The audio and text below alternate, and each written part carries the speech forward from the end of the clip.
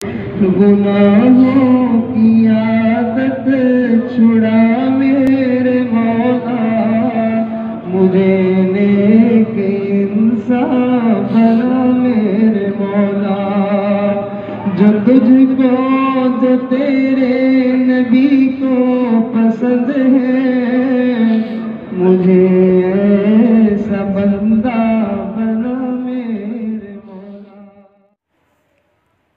نحمده ونصلی علی رسولہ الکریم۔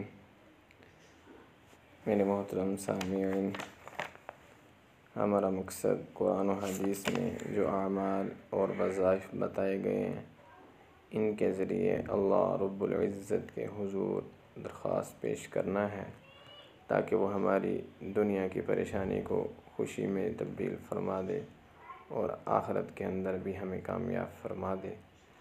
آج کا جو وظیفہ میں آپ سے شیئر کرنے جا رہا ہوں وہ ایک حفاظت کا وظیفہ ہے شیطان سے۔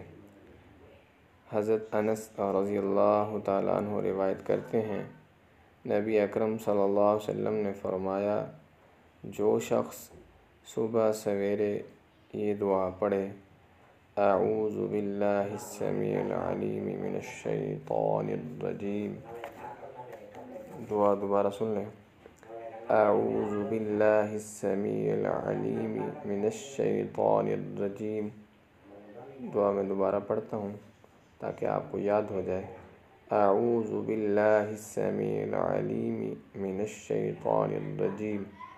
جو یہ دعا پڑھے گا تو وہ شخص شام تک شیطان سے محفوظ رہے گا۔